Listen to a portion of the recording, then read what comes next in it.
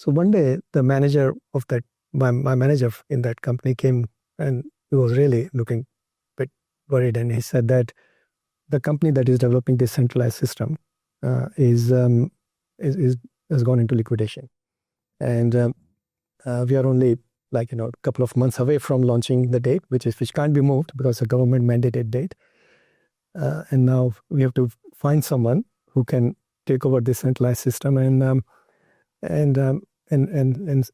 be ready on that date.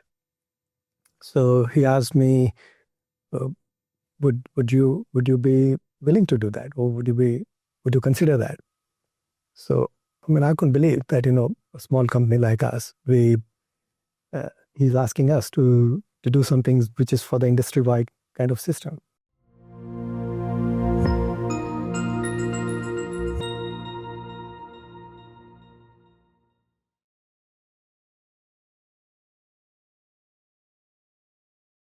Welcome back to another episode of Track the Brain, where we equip young minds with the life skills they need to thrive in a fast-changing world.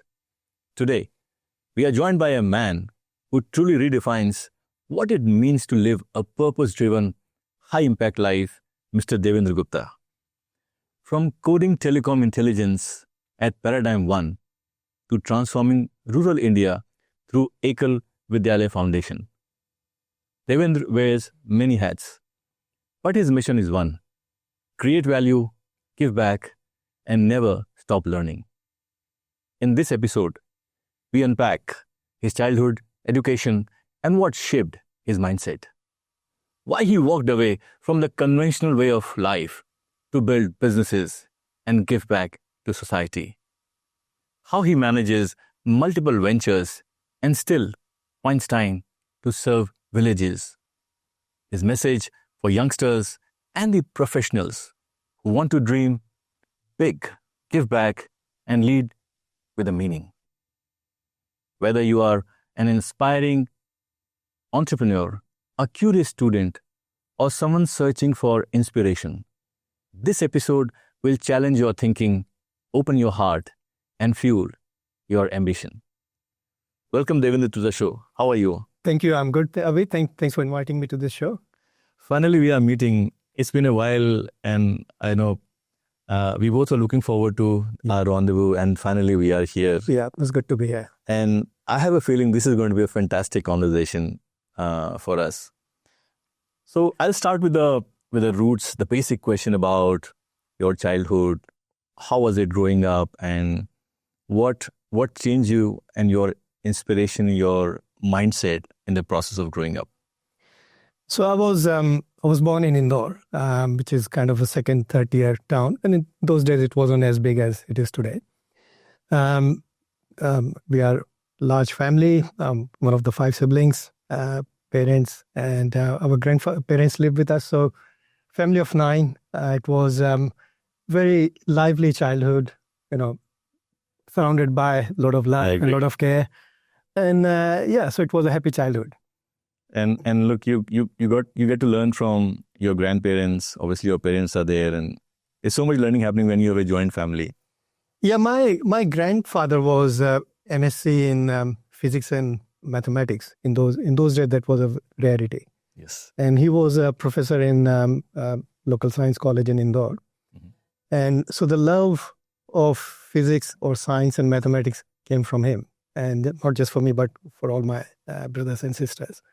And he used to teach us at home the science and mathematics, and that generated a lot of interest. And the way he taught, the way he solved problem whenever I went to him, I thought, oh, that's easy. And that actually inspired me to do well in science and maths, and then eventually my career in engineering, and it stemmed from there. So can we safely say he was your role model? He was. I mean, because to be that level of education in those days was very rare, and we used to see that a lot of students used to come to our house just to pay respect after he retired, and people who were doing very well in their lives, were doing having good jobs, but they were coming to our house and and they were paying respect to him just to say, hello to their sir. And that was really good to see that, like, that's the life, you would want to live. And who else was your role model growing up? Definitely my parents, and I'm number 4 in the pecking order, so my elder brothers and sisters as well. But my dad, he started off, he worked for Life Insurance Corporation. He started off as an admin role, as a junior role, but then he worked through the whole career and worked hard to retire as a senior divisional manager. So that was a very impressive journey that he had, and that's through sheer determination and hard work. So definitely he was, and the way he was very methodical. Every morning he will have a list of tasks to do. He will, in the evening when he came home, he would strike what he has done. So that was something that I still carry. Like, I still have a list of things to do during the day, and therefore your mind is not cluttered. The mind has clarity because you have a list of things to do, and you have achieved some. You still have something to do for next day. So that was good, and my mom as well. I mean, she was also Acharya in Hindi literature, and despite having big family and looking after a big family, she wrote poetry whenever she found time. So yeah, was surrounded by very people who always inspired me, and people always had very good work ethics, work hard, And discipline as well. and discipline. Yeah, that's true. And you got into IIT in 1981?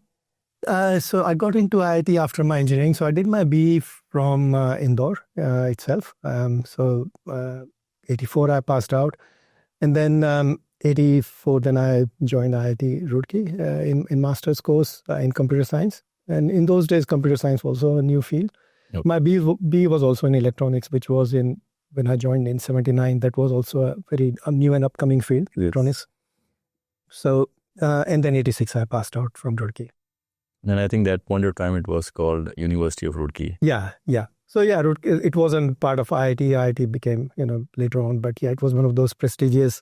It used to be Thomson College of Engineering. It was one of the first engineering college that Britishers established in India. Yeah. So, look, I'm the same college as you are. I passed out in 2003. I think it has a different vibe to it. Yeah. You're so inspired by the overall environment, Yeah. the students around you, the ecosystem, and it builds certain mindsets at that stage. So I'm sure this combination of engineering and your masters, do you still carry some of those things in your life today, or maybe in your business? Yeah, I mean, Roorkee was the first time when I was away from home. So that was a big learning experience, and I would say a very important experience for me. And actually, I'm thankful that I did that, because living away from home, living in a hostel, first time you are looking after yourself. You're meeting new friends. You're making friends. You're people coming from all over the world, different background, and you're meeting them. And then you have to solve your own problems. You have to take help from others to solve your problems, or you have to help others in solving their problems. So it was really good, very good experience. And the things that I learned there is that you shouldn't be judgmental about people. You shouldn't be making judgment by looking people. A lot of people do that, and but people behave in certain way based on their upbringing, based on the environment they have been, and the thought process at the time, which may not be the actual person they are. So you have to find people. You have to talk to them. You have to break that outer armor. And that's how you can meet people and find out who really they are. And when you do that, that's when you make real connection and real friends. And I've got friends right from my school and from my college who are still good friends. And I went to US last year, and I met so many of my old friends. I stayed at their places, and talking about all those times we had and good fun. And people still remember that. Oh, we used to do that. We used to do that. So that's what I learned there. That, you have to make good friends, good connection, not many, but really deep connections. You recall which hostel were you in? Yeah, I was in Jawahar Bhavan. Jawahar Bhavan. Yeah, because that was for the postgraduates. So yeah, so I was first in Kotli Bhavan and then in Azad Bhavan. right, yeah, I think Azad was a relatively newer yeah, from oh yeah, totally. thing that came up. Yeah, and actually, a couple of years ago, 3 years ago, I revisited Roorkee after '86, so Wow. after a long time, and I went and saw how my room looks like. So it's changed a lot, but yeah, It has but changed a lot, yes. all the memories came back. So growing up, engineering, what happened after that? Did you immediately get into a job, and then I'm keen to know how long you were in the corporate before that spark of entrepreneurship, took over you. Yeah, so from Roorkee, I got selected by TCS through campus interview, and so I joined TCS and came to Mumbai. It was Bombay Mumbai. in those days, yeah. And then my first overseas project was in Belgium, in Brussels. So I went to Brussels in '87. I was there for about 15 months.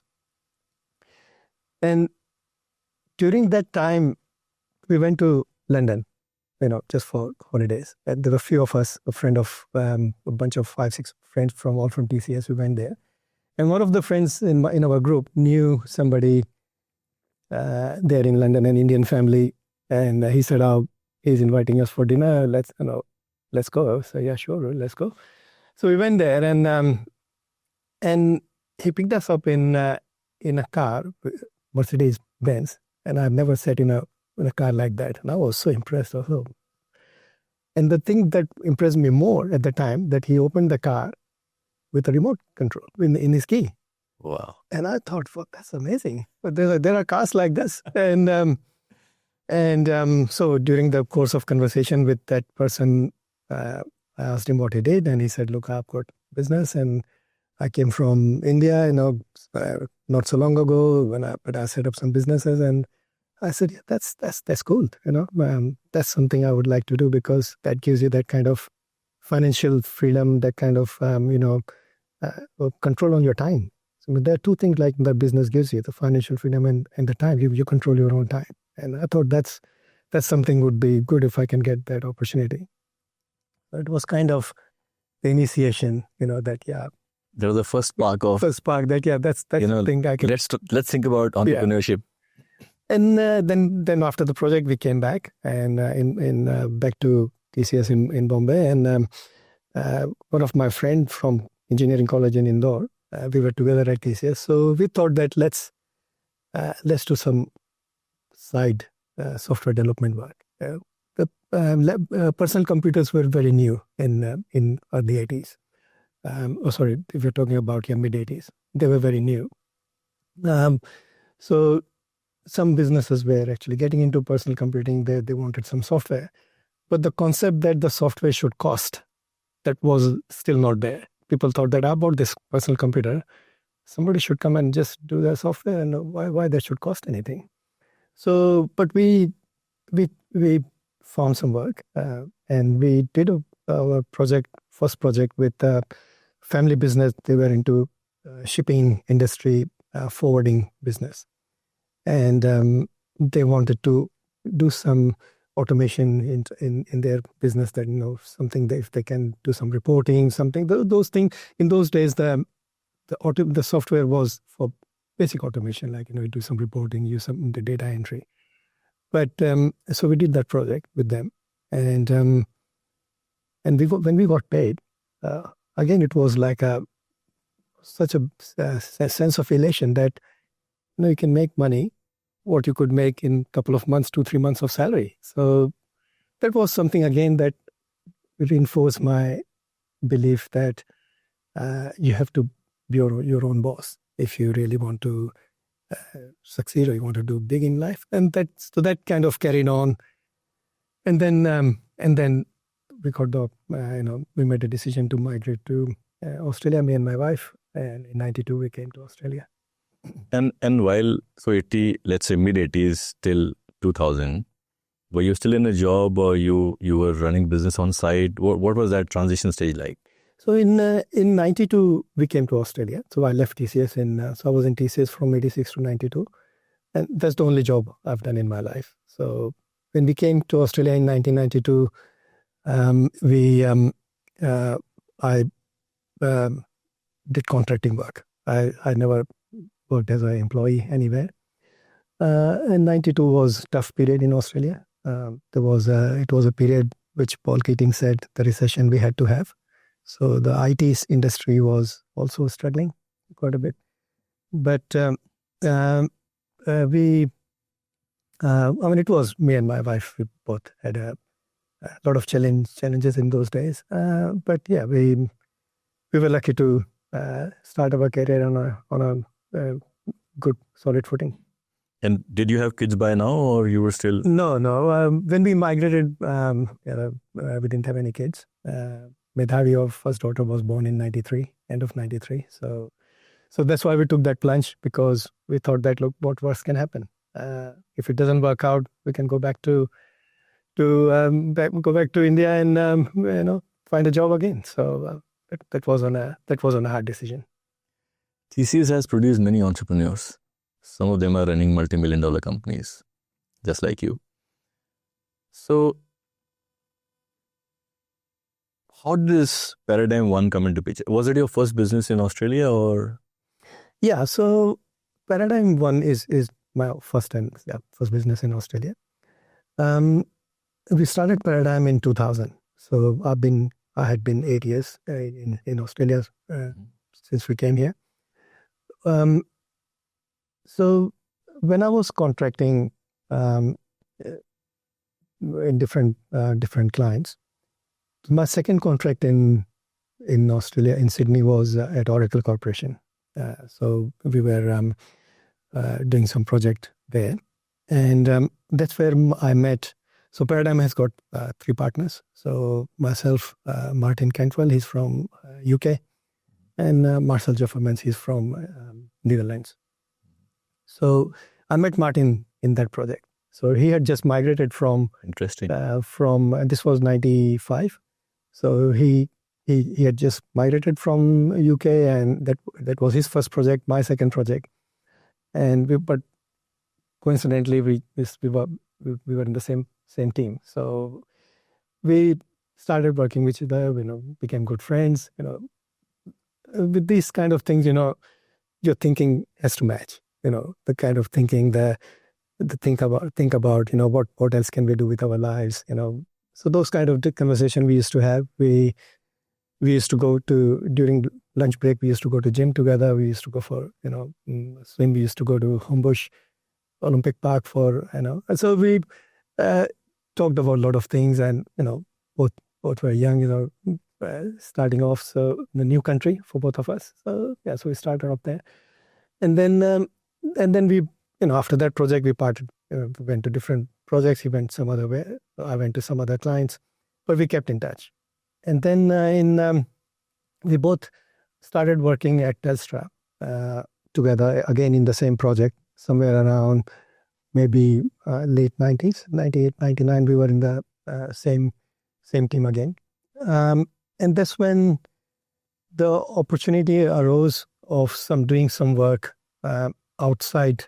It was the work that Telstra wanted to get done, but they asked us if we could do it as a separate project outside our current scope of work within that Telstra project. So we thought, yeah, we could do that. So we took over that work, and during that time we also came across Marcel, and he became eventually our third partner. So the time in 2000 was very interesting in Australian telecommunication industry, because we were already working for telcos,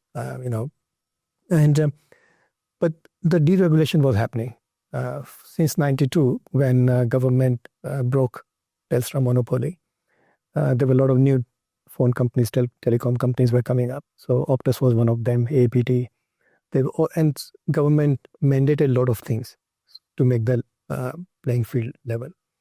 And so there were a lot of things that were happening that time. And that was, fortunately for us, that being in that field, being the changes that were happening in the ecosystem, we saw an opportunity, and we thought, we should form a company together, and we did that in 2000. that one opportunity changed That's true. Yeah, everything. that's true. And I think that was a culmination of few things. That firstly, Telstra, the manager at Telstra saw that we guys could deliver something that they wanted. Secondly, we were working together for some time, so we knew that we could form a partnership. We could become partner, and also the confidence that and the risk. I mean, every time when every entrepreneur faces that question, should I continue what I'm doing? I'm in a good job. I'm making good money, or should I take this plunge and go on my own? But for us, the decision wasn't that difficult because we thought that we all had good skills. We've been working here for a few years. We had good technical skills. So we thought that what worse could happen. If this thing doesn't work out, we again go on our own ways and we again go back to doing what we have been doing, like, again become contractor somewhere or become consultant somewhere. So we thought that the risk is not that great. Let's just give it a try. And in 2000, we registered the company, Paradigm.One. And That's still going. it's still going 25 years. Yeah. Wow, unbelievable. That's such a long life cycle. Yeah.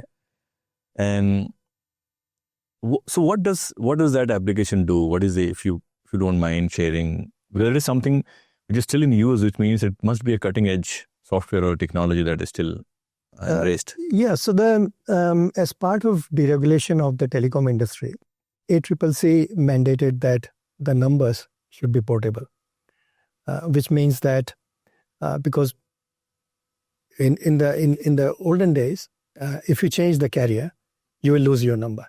So and people for businesses especially, the phone number is very important because you don't want to be losing your number, which everybody knows. Yes. If you just change your phone company. So government mandated that the number portability has to be important. Yes. has to be implemented, and they gave a date of November 2000 for free phone local rate, which is 1-800 numbers, 1-300 and 13 numbers. They gave a firm date that industry has to be ready with portability and then they gave a date for 2001 September for mobile numbers. So the government was very clear that this has to be done. And so we were kind of there at the right time. And the client I was working in late 2000 was we were developing the software for so the centralized system that managed the portability of free phone and local rate numbers. So I was developing the software for that telco to interact with this centralized system. So that so one day the manager of that my manager in that company came and he was really looking a bit worried, and he said that the company that is developing this centralized system has gone into liquidation, and we are only a couple of months away from launching the date, which can't be moved because the government mandated date, and now we have to find someone who can take over this centralized system and be ready on that date. So he asked me, would you be willing to do that, or would you consider that? So I couldn't believe that a small company like us, he's asking us to do something which is for the industry-wide kind of system. So I had a chat with both my partners, and we sat down and we looked at that what's the scope, and we thought that look, there's no harm. Let's go and meet the board and see what happens. If it doesn't work out, we just go. So we used to. It was 3 of us in the company, so we used to just wear shorts and t-shirts. And but that day we put our suits on, and we went to see the board of the company, and there were senior executives from the big telcos in the industry, and we were sitting in front of them, 3 of us, and the first question they asked is that how big is your company? And we said the whole company is sitting in front of you. So they said, oh, okay, so what your plans are? How do you think you can do this? So we had some high-level plan that we had worked out before we went for that meeting. And we told them that, look, this is what we are planning to do. We'll take over the contract. We'll take over the data center lease. We'll take over the software licenses, everything. But and we'll just need 2 of the current staff. That company had 25 staff. We said that we only need 2 of them, and rest we can manage ourselves. And this is what we'll be doing, and this is the high-level plan. So they kind of thought that, yeah, that might work, but they said, okay, come back next week. They gave us a week's time and come back with a detailed plan that, how you, and in the meantime, they were also interviewing, they were also meeting other potential companies as well to do the, So in a week's time, we went back, we had a detailed plan we identified which 2 staff we want from that other company. And we gave them our plan of action that this is what will happen. And commercially, nothing will change. You will just, transfer the contract, whatever your contract you have, just transfer it to us. We don't, nothing, we don't want anything additional, nothing. So, and to our surprise, we were the one they selected. And we're still running that contract, we're still running. I'm just trying to understand. Imagine the board sitting there and you are 3 people. I'm not sure if other partners were entrepreneurs in the past, but given your background, it was a huge risk, a calculated risk that you took. Who was the one pitching the idea and making the presentation? It was a teamwork. A teamwork. Yeah, because I think from day one, and it's just the way things happen that 3 of us have complementary skills. So, one is technically really, really strong, one of the best I've seen. The other one is very good in project management, in delivery, running a tight ship. I quite like the customer interaction side of things, the commercial side of things, all the liaising with clients. And so it kind of worked between us. It worked quite well, and it still works that way. So it was a lot of it is always threshing ideas with each other, and and whoever comes with the best idea, that we just go with that. From my interaction with you for the last so many years, you seem like a person who always talks about we instead of I. Not many people do that. It also makes me believe that keeping the partners together is not something that only individuals' responsibility. It's on everybody to make sure that you take this ship ahead. How important do you think is the value of having the right partners? And what are those critical skills? Because I see many people talking and discussing on different forums saying, I'm planning this company, I need a co-founder. They're picking co-founders on social media. But what is it that matters? No matter where you get the co-founders from, you seem to like having, I don't know if I should use the term lucky, but doesn't look like it, because you grabbed every opportunity. You gave it a shot and you said, let's see how this goes. And then you came across partners who seem to gel and align with your thought process. I'm sure everybody wants to know, what is it that is critical when you enter a partnership and which will ensure the company runs for long years, 25 years for Paradigm. So I think the most important thing in any partnership, which I've learned, is that you have to always think what is good for the company. It doesn't matter who comes up with an idea, who first thought about it, doesn't matter. But the decision you make has to be good for the company. What is good for the company is good for me. If you go by that simple rule, then things will be fine. But when the egos came into play, and then you think that, look, I'm the one, why is that? Why should I listen? I should be the one. Then that's the big problem for any company, any partnership. So I think that's one thing. In our particular case, in case of Paradigm.One, it's actually quite counterintuitive that 3 people from 3 different countries, all migrants, came here, and we all have had our struggles, because we all were new into the country. But so how did this partnership became successful and how it is still going. But I actually see that though it might seem counterintuitive, but actually having different point of view, having different way of thinking because of our background and because of our, coming from different culture, is actually worked well for us. Because I've learned so much from, for example, from Marcel, who is from Holland. He's very cut and dry. Like, Dutch people are like that. They Straightforward. So I've learned because, when I used to write emails before to my clients, I used to be, those kind of things that, a little bit more verbose, a little bit formal. Yeah. And then but I always try to run it past, both my partner. If any important email, I thought, look, have a look and see if, if it's conveying the thing that we want to convey. And sometimes he would ask me that, so what exactly you're trying to say? I said, I'm trying to say this. They would say, just write that. Why you have to say all those other things? Just write that. And cut the crap, just come to the point. And that actually helped, because that actually helped, that how you communicate, how clear you are, and how firm you are. Because I think that's what clients appreciate. That if you are firm in what you want to say, it may not be pleasant, but as long as it is firm and it is something which is, they can then eventually agree on that. Look, that makes sense. Then that would be good for you in the long run. So I think that's how it has worked in terms of that being from different background, different way of thinking, different point of view. Like, a given problem, if we are, all three of us are talking, we all come up with different point of view, different ideas, different way of looking things.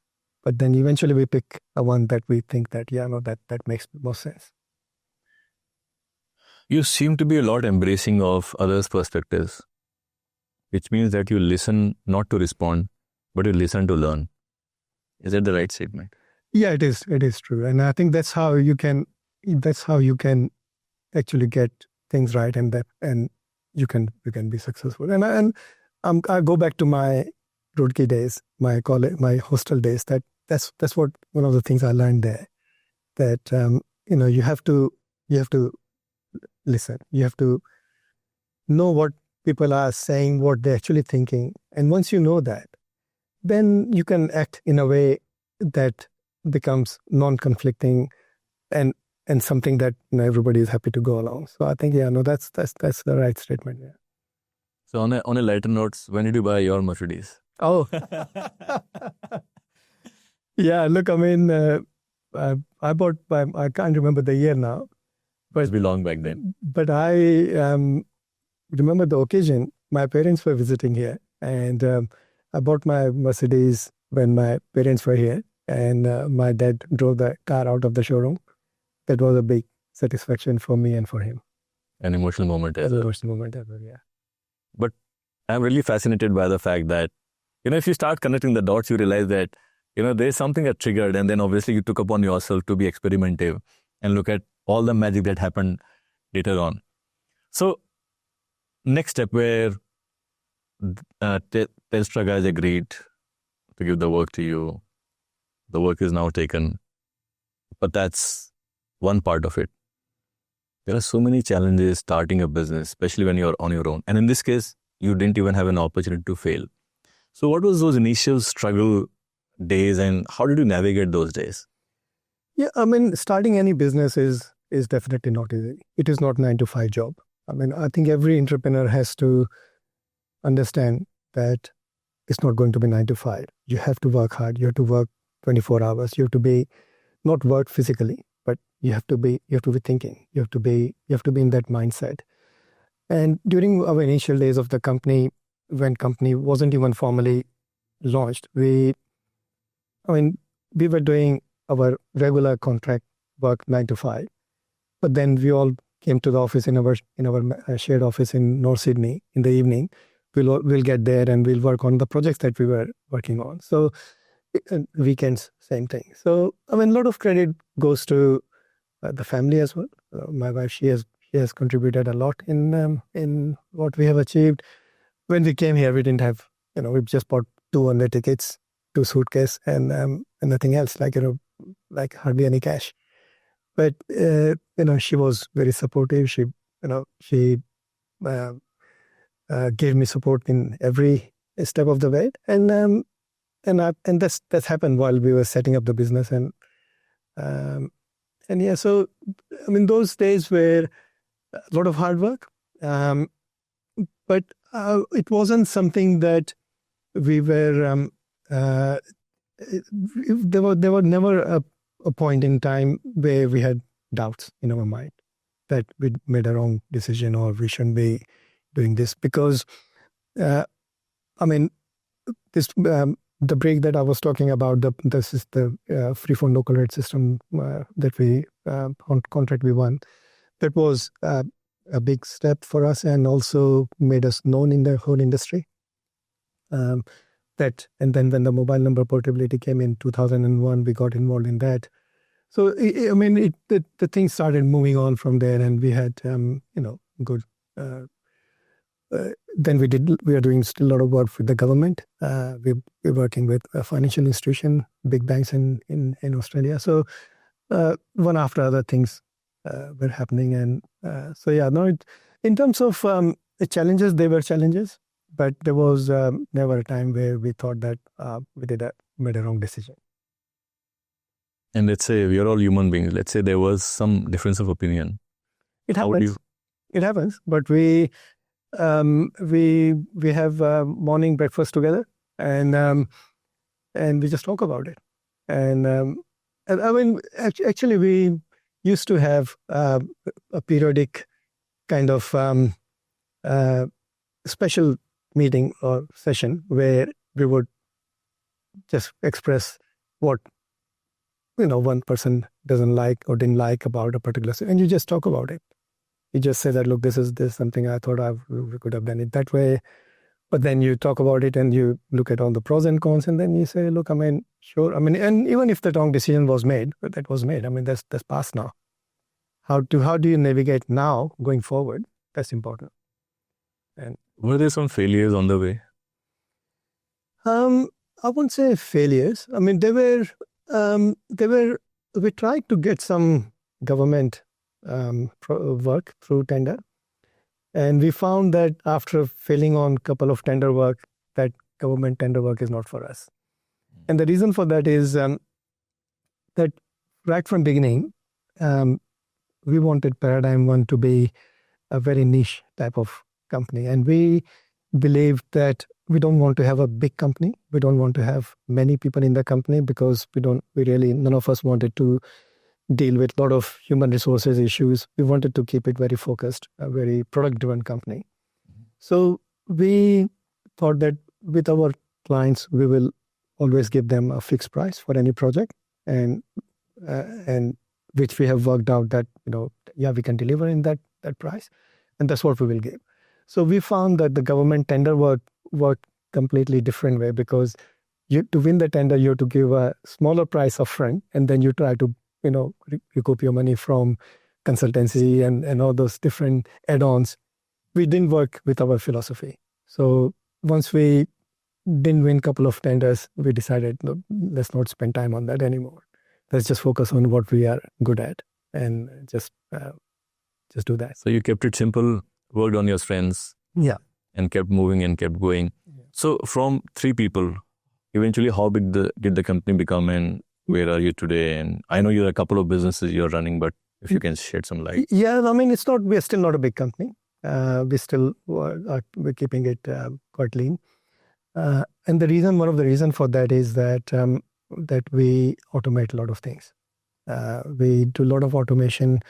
We have a lot of support contracts with our clients, but rather than having people sitting and monitoring our systems, we have computers, the programs working for doing that. So that's why we are very efficient in what we do.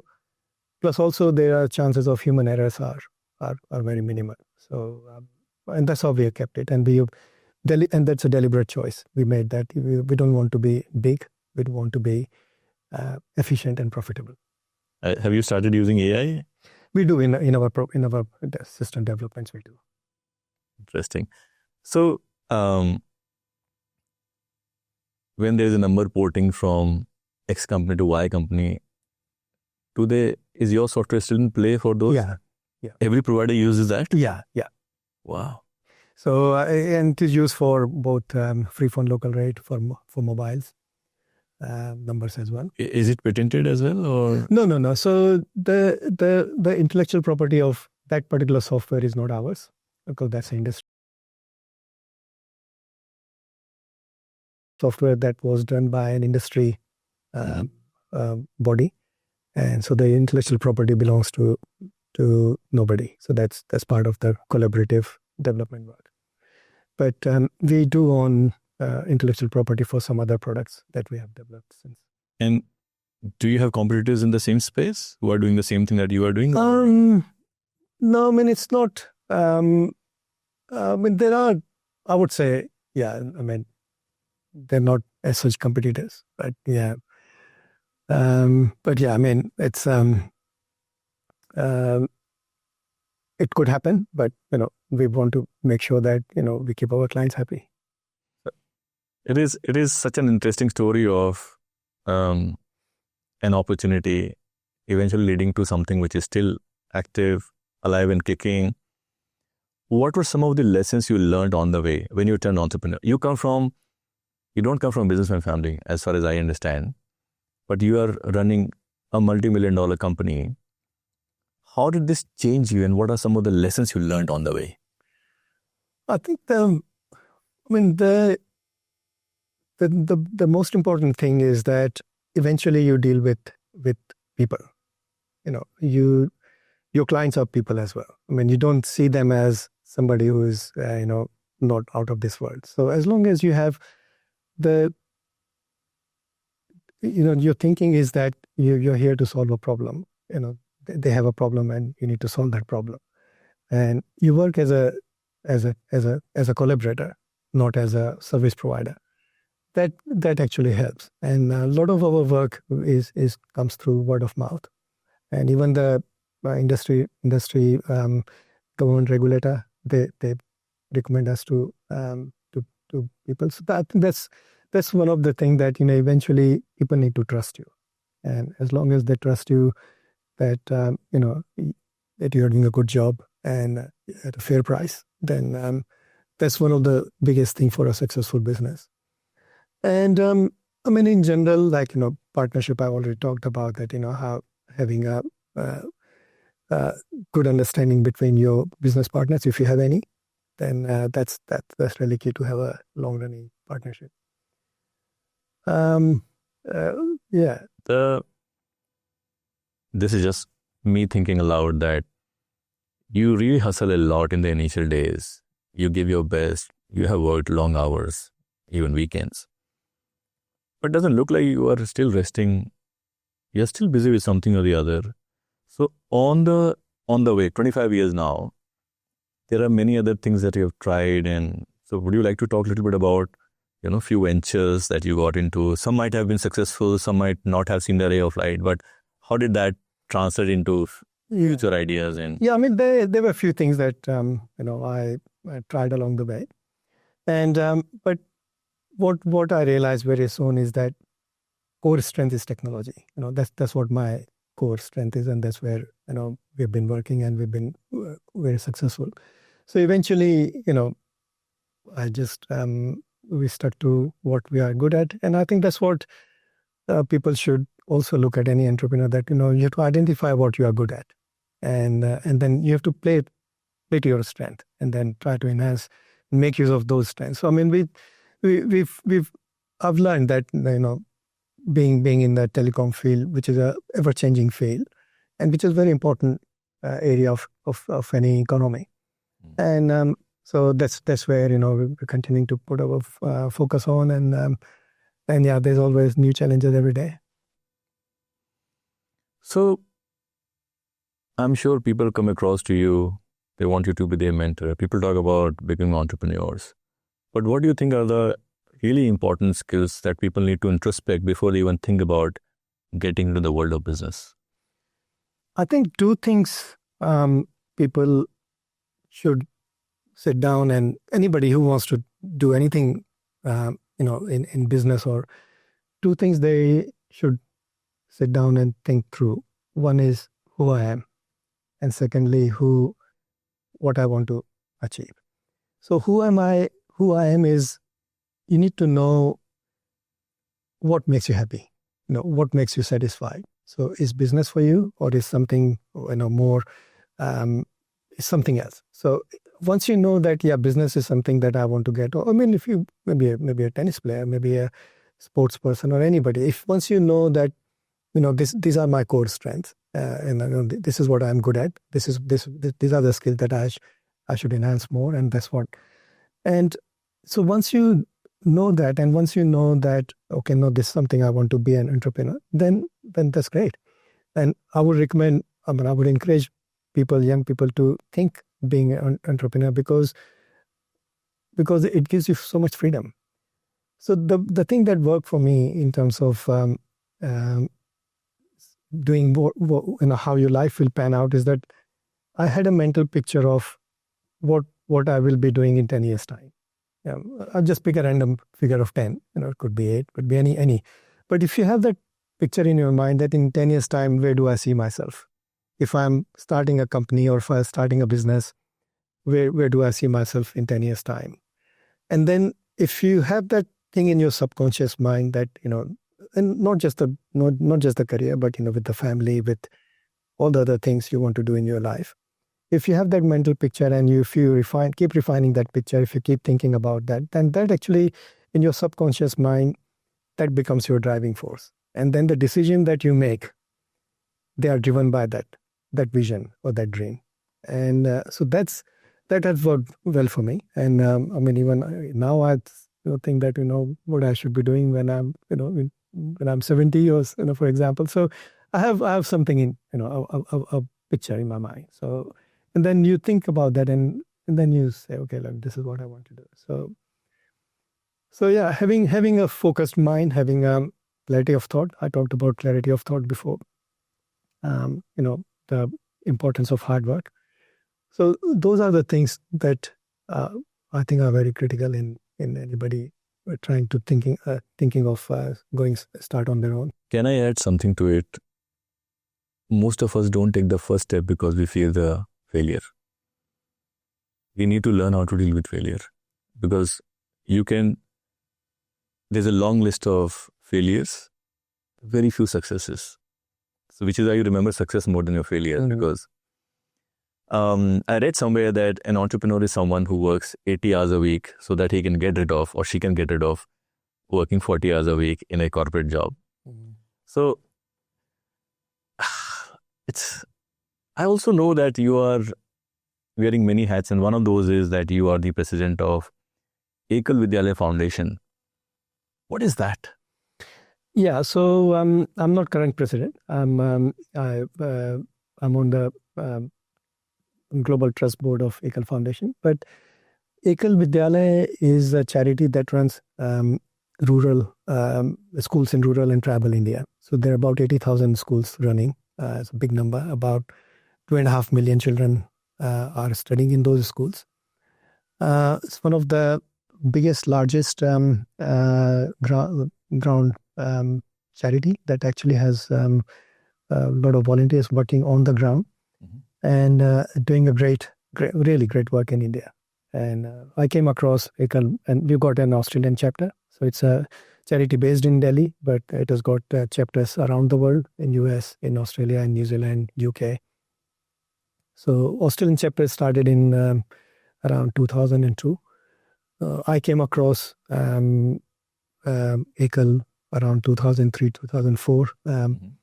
And then I found out what that charity does and the importance it has in educating children and being benefited so much from good education in my own life. I thought that's one of the best things that I can contribute. If I can help in education of children, then that's what that charity does.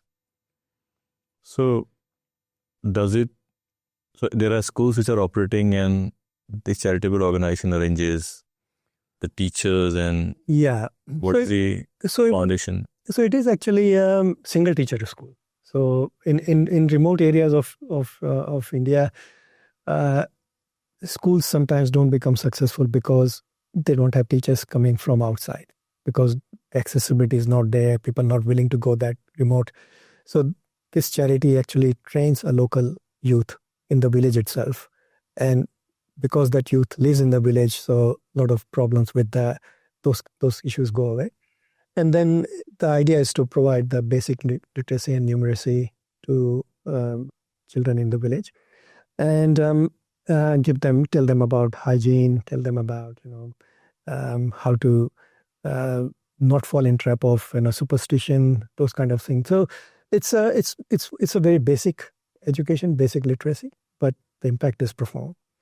And also then the concept has evolved into upliftment of the whole village, because once the children are educated, then their parents, they get interested in that how we can make this to uplift the whole village, and how we can focus on cleanliness of the village, and not being exploited by some individuals. So it's charity which is doing really great job, doing wonders.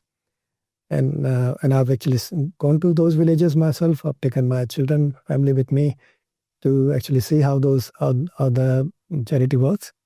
And yeah, we think that's really one of the causes that we want to keep ourselves associated with. Is there any story from Ekal that you still sometimes remember left a deep impact on you, and you're so proud of being associated with this organization? Yeah, I still remember the first village we visited. So we were, it was a village close to my hometown, Indore. So we went there and to see the actual school in operation. And when we went there, we saw how happy the children were to be in a school, which otherwise they wouldn't have been had that opportunity if it wasn't for Ekal. And we saw them. We asked them questions. We asked them to, say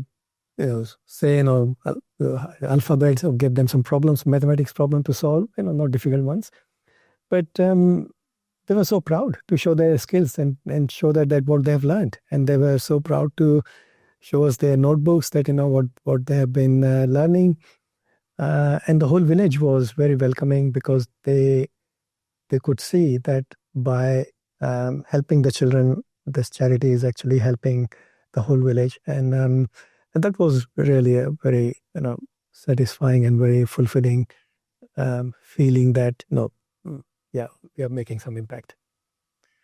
On one hand, you are a businessman, and a businessman tries to maximize the revenue for the organization.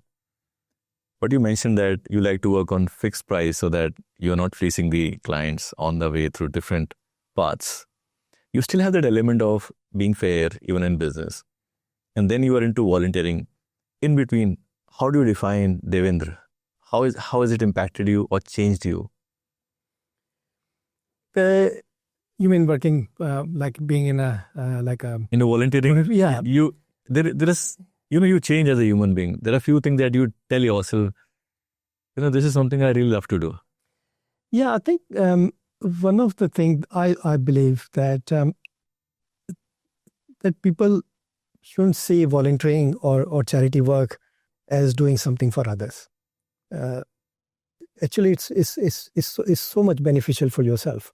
So you just have to be selfish. You just think that you should have to think that how this is benefiting me, and actually it does. So in terms of character building, like when you do things for others in a selfless fashion, that builds your character. That gives you that inner strength. That look, I mean, hopefully what I'm doing is making an impact in somebody else's life. And volunteering also, I believe, teaches you humility, because as a charity, you always have to ask for help from others, funding, resources, and you get knocked back. But that teaches you humility. It makes you humble that not every time everybody will be willing to help, but that's fine. You just have to move on. You just have to find somebody else. So that I think those things that I think they are really and then it helps you in your business as well. Because once you learn those traits, once you have that inbuilt in your behavior, in your character, that helps in your dealing with others in business as well. And look, now I realize the importance of local experience. Local experience doesn't necessarily mean working in a corporate. Local experience means you have worked as a volunteer with some organization. You have learned how the culture is, how people behave. And I think the biggest and the profound lesson you might learn from volunteering is how to work as a team. Yeah. Right? It's a teamwork. Volunteering is never an individual work. No, and right. if you learn how to work as a team, I think you have made some difference to your own life. Yes, no, absolutely right. You're absolutely right that, volunteering is about teamwork. There's no other way. And again, you have to find people who are like-minded. And again, one of the important thing of any volunteering, joining any group, in Australia is good that when Australia has such a strong culture of volunteering, like, people volunteer for rural fire service, they work for Red Cross, or they do marathons for fundraising. So very good culture. And one of the great benefit of joining any volunteer group is that you find the nicest people. You meet the nicest people who are willing to do something for others, who are selfless, and that's a great way to meet like-minded people. And I think those are the things that you should be looking at and join any volunteer group. Doesn't matter what it is.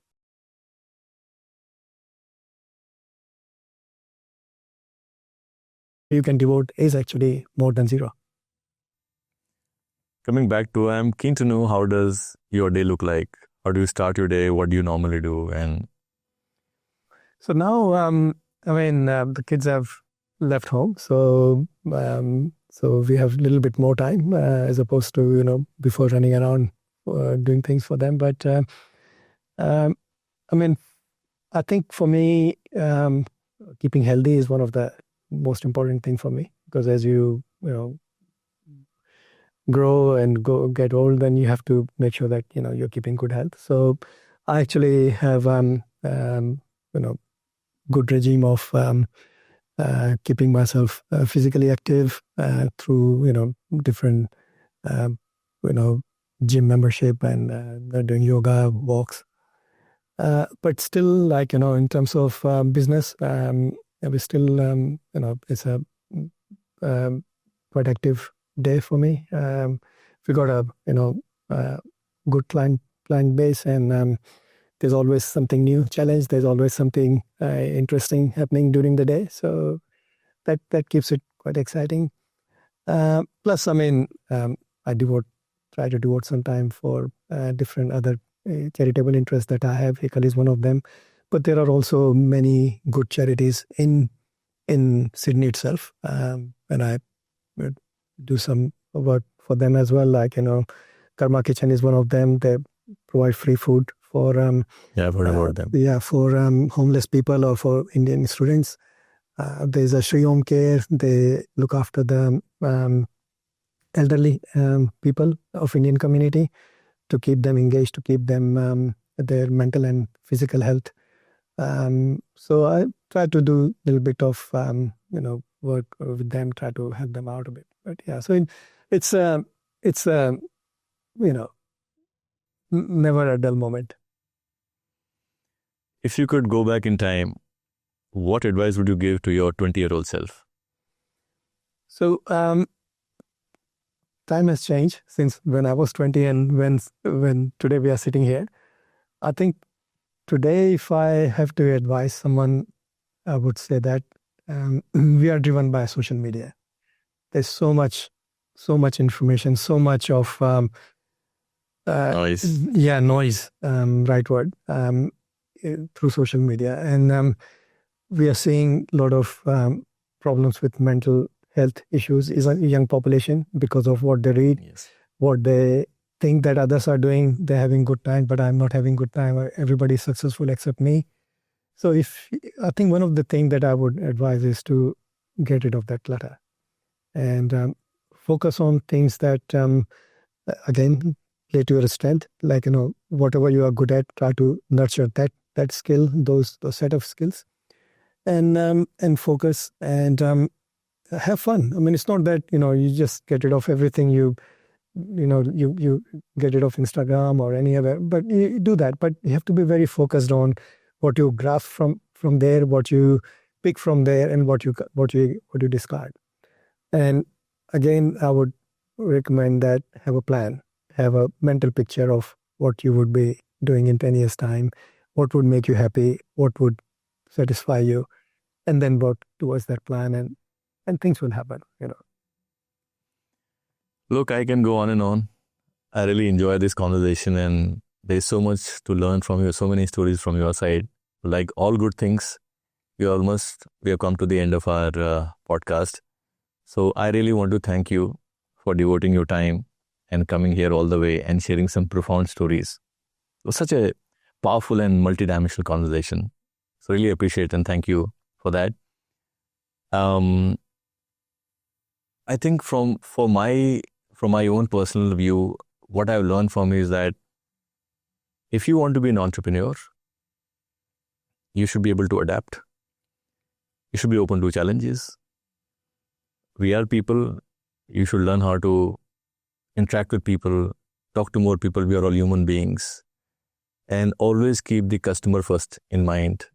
And finally, never forget to give back to the society. To our listeners, if you ever believe that success and service can't go hand in hand, let this episode be a reminder that a life of purpose is possible. You can be a creator, a contributor, and a change maker all at once. Remember, it's not about choosing one path. It's about choosing intent and walking every path with clarity, courage, and compassion. If this conversation sparked something in you, share it with a friend, family, or someone who needs that push to dream bigger and give back. Don't forget to subscribe to Rack the Brain on YouTube and other platforms. Until next time, stay curious, stay kind, and stay unstoppable. Thank you.